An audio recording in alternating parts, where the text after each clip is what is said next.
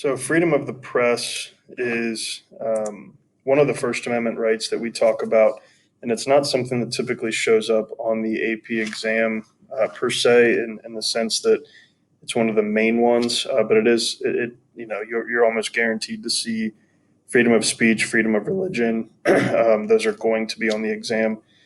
Press just shows up from time to time, which is why I'm kind of making this a short little lecture just so that you understand what we're looking for with press and freedom of the press. The first two things are libel and slander.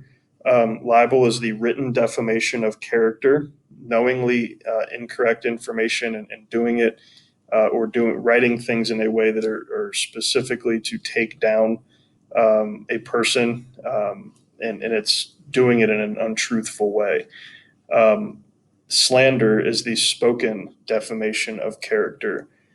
When it comes to public figures, whether it be the president or other political leaders, it is much harder. There's a higher standard when it comes to proving libel and slander. So the press really does kind of have free reign when it comes to discussing things with public officials.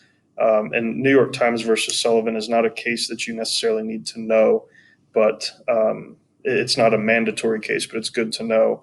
And basically, what they have to prove is that actual malice was the intent in the writing, or actual malice was the intent in the speaking of the person. And it's almost impossible to prove libel because, let's say currently we're dealing with the coronavirus outbreak, and let's say that a local newspaper wants to post something against Andy Bashir for what he did, and it's just flat out false. All they have to say is, well, my source told me that this is it, and this is my source. And if they cite their source, then they're pretty much protected because they didn't necessarily do it with actual malice as the intent. So, with freedom of press, we've tried the best that we can to protect the press in that sense, and make sure that they are protected, because the idea would be you don't want to necessarily limit the press. You don't want them to feel like they can't report false information because their job is to get the information out to us.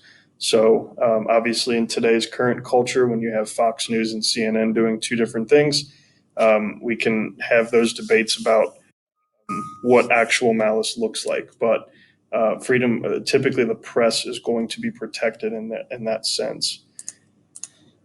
And then, excuse me, the one case that you do need to know for this particular section is New York Times versus the United States. And in New York Times versus the United States, the New York Times wanted to publish the Pentagon Papers. The Pentagon Papers were classified information about the U.S. involvement in Vietnam. It was all about how we had gotten in on based on a lie with the Gulf of Tonkin, and how President Johnson and President Nixon had continued to keep it going. And a lot of the papers were dedicated to things that the Department of Defense was doing with Vietnam. And President Nixon wanted to keep this confidential. He made the argument that if this information is published, then it's going to put our soldiers and our armed forces in harm's way. So the government has the right, according to President Nixon, to stop the publishing of the Pentagon Papers. And what the Supreme Court ultimately ruled was that there is a heavy presumption against prior restraint.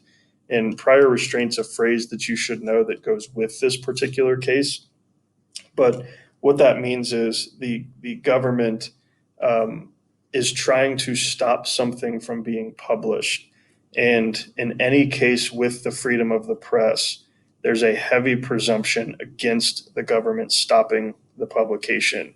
And the Supreme Court in their rulings came out and said that by publishing this, we don't see this as an event that's going to cause problems for the soldiers. So we do believe that the New York Times has the right to publish this, and they did.